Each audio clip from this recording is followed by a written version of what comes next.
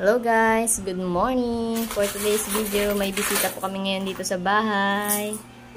So, ayan ang aking lola na hindi mapakali ng walang ginagawa.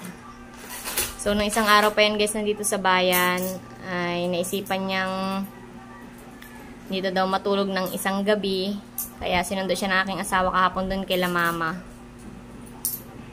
At ayan guys, hindi siya mapakali. So, saktong nagbukas kami ng pisonet at bayaran na naman nga ng kuryente. So, wala sigurong magawa. Ayan, binibilang niya yung mga coins. Ayan. Nakakamiss ang aking lola. So, ayan guys, tignan nyo. Nagpapagaling yan siya guys at inuubo nga siya.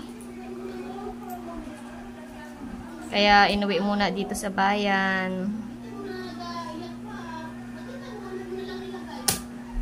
At yung lola ko na yan guys, hindi mapakali talaga ng walang ginagawa.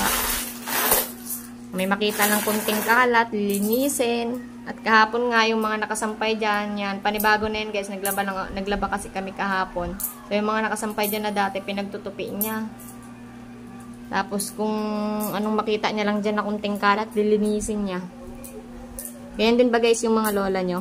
Hindi mapakali ng walang ginagawa. Tingnan siya ngayon guys. O, nagbibilang ng coins. Medyo on na yun guys yung lola ko. Ay, hindi pala. Medyo bungol na talaga. So, hindi niya narinig tong mga sinasabi ko.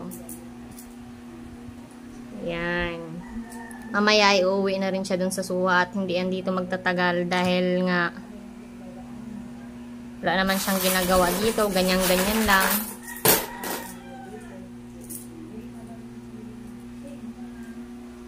Tingnan nyo guys, oh.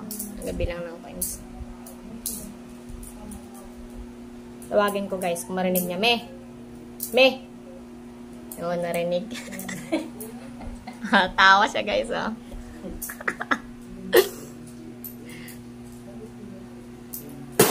So, yun lang guys for today's ganap.